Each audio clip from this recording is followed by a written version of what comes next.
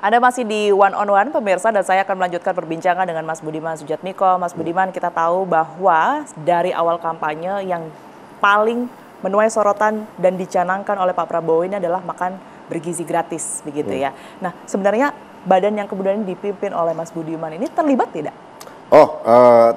Itu ada badan tersendiri namanya Badan Gizi Nasional yang dipimpin oleh Profesor Dadan Hindayana. Kalau saya diskusi lama dengan Profesor Dadan, Kepala Badan Gizi Nasional, bahwa apapun yang dilakukan oleh BGN, saya harus menyumbang orang miskin untuk terlibat di dalamnya. Orang miskin harus diajak. Tapi pertimbangan-pertimbangannya juga melalui Mas Budiman juga. Oh iya, kita diskusi. Artinya kenapa orang miskin harus diajak? Artinya gini, jangan nanti orang bayangkan bahwa ini adalah program untuk mereka suppliernya hanya dari kalangan mapan saja. Tidak. Karena tugas dari Badan Percepatan Pengentasan Kemiskinan ini adalah membuat orang miskin kembali bergairah hidupnya, ya, punya harapan hidup. Maka mereka harus terlibat juga di dalam aktivitas produksi, penyuplai untuk makanan itu. Sehingga yang saya bayangkan nih, kira-kira demand side-nya BGN, Badan Gizi Nasional. Suplai saja bisa ada BUMDes, Badan Usaha Milik Desa, bisa koperasi, bisa UMKM. Nah, saya pengen ini ada UMKM yang isinya orang-orang miskin yang dientaskan. Ada koperasi yang isinya banyak orang miskin yang dikoperasikan. Ada BUMDes yang melibatkan aktivitas-aktivitas orang miskin di desa untuk terlibat dalam hal itu. Sehingga saya bayangkan nanti ada beberapa sektor, khususnya pangan dalam hal ini adalah, kalaupun ada masih namanya program Raskin, itu bukan cuma beras untuk orang miskin, tapi juga Raskin beras oleh mantan orang miskin. Kira-kira gitu. Ada orang miskin, kasih Raskin, diproduksi oleh orang yang 3 bulan lalu sudah terentaskan dari kemiskinan. Nah, ini penting untuk menciptakan underprivileged semi-closed system. Ekosistem setengah terbuka di kalangan underprivileged. Orang-orang yang miskin tadi itu. Ini penting untuk menciptakan ekosistem itu agar, kan gini, orang miskin nggak bisa bangkit sendiri-sendiri. Orang seperti juga UMKM nggak bisa bangkit sendiri-sendiri. Ibaratnya mereka harus menyeberang jalan, itu harus ada gurunya yang mengantarkan nyebrang jalan bareng-bareng, ya. Jangan dia biarkan anak kecil itu nyebrang sendirian sembarangan, ya. Nanti bisa ketabrak kendaraan ekonomi yang lebih besar. Nah, kita ingin ketika ada Pak Prabowo menciptakan program yang menurut saya sangat transformatif, sangat revolusioner, makan bergizi gratis terbesar di dunia. Artinya ada demand, ada off-taker, ada permintaan yang tetap tiap hari untuk makan. Ya kalau diisi oleh pemain-pemain besar saja, ya semakin gapnya semakin tinggi kan. Ini orang-orang miskin ini harus dimasukkan dalam KUB. Kelompok usaha bersama. Apa itu? Bisa koperasi, bisa macam-macam, bisa BUMDes, dan kemudian ajarin mereka, kasih literasi bagaimana caranya menanam dengan baik, ajarin mereka bagaimana mengemas beras dengan baik, menyortir sayuran dengan baik. Saya kira itu penting. Itu kontribusi yang memang ingin kita sumbangkan, bahwa makan bergizi gratis kena 2 sasaran, yaitu pembangunan sumber daya manusia dapat, swasembada pangannya dapat, akses produksinya dari si supplier dari lokal, dan pengentasan kemiskinan dapat. Dan 3 hal ini kan yang disebutkan di bagian-bagian awal pidato Pak Prabowo saat beliau dilantik menjadi presiden. Swasembada pangan, pembangunan sumber daya manusia, pengentasan kemiskinan.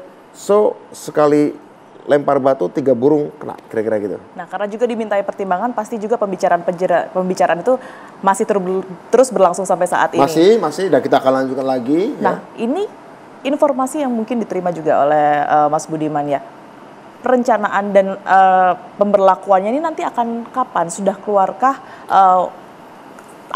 waktu pastinya begitu, kapan kira-kira ini sudah bisa, uji coba tersebut sudah bisa dilakukan, kemudian juga sudah bisa diterapkan secara permanen di wilayah tertentu begitu?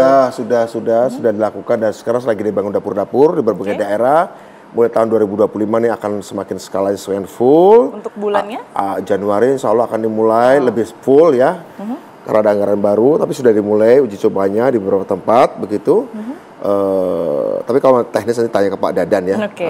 Ini ada anggarannya, mungkin targetnya kalau nggak salah ya, koreksi kalau saya salah, antara 20 juta sampai 25 juta dulu anak atau dan ibu-ibu hamil yang akan dapat. Skala penuhnya nanti kan sampai 82 juta.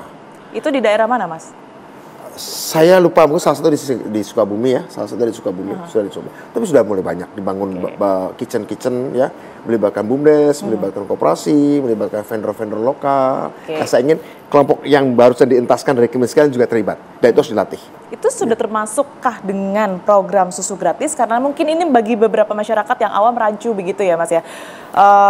Program susu gratis ini masih samakah dengan program makan siang gratis yang nanti akan mereka dapatkan? Atau sebenarnya lebih baik itu ditanyakan pada Pak Dadan. Tapi dari hasil pembicaraan mungkin? Saya tidak masuk ke sana, saya cuma tekankan mengatakan program yang dijalankan oleh Bapak, orang miskin harus ikut menyuplai berasnya, menyuplai sayurnya, menyuplai telurnya, menyuplai susunya. Mau dikasih nama apa? Bukan urusan badan kami. Badan kami adalah orang keputusannya miskin bukan terlibat. Ya, Bu ya, begitu. Ya. Tapi kalau Anda melihat akan seberpengaruh apa sih makan siang bergizi gratis ini pada pengurangan makan bergizi gratis ini pada pengurangan orang miskin yang tadi menjadi target dari Kepala Badan Penugasan? Setiap keluarga atau rumah tangga akan berkurang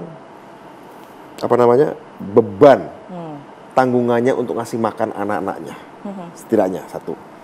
Kedua, apalagi jika keluarga yang anaknya atau ibu hamilnya mendapat pasokan makan itu juga dilibatkan dalam memproduksinya, artinya mendapatkan tambahan penghasilan yang kalau nanti jika berskala penuh, Tiara, ada 82 juta manusia harus kasih makan tiap hari.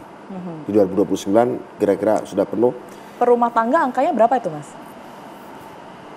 Bisa mengurangi sampai sekian rupiah misalnya?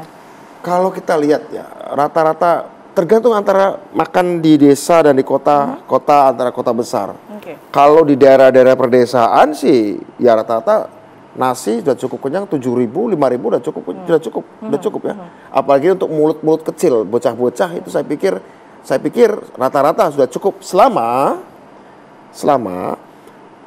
pusat produksi pangannya, pusat produksi raw material bahan mentah pangannya, dengan dapurnya, dengan si mulut-mulut ini jaraknya berdekatan, ya kan, self-sufficient di tiap kabupaten dan kota.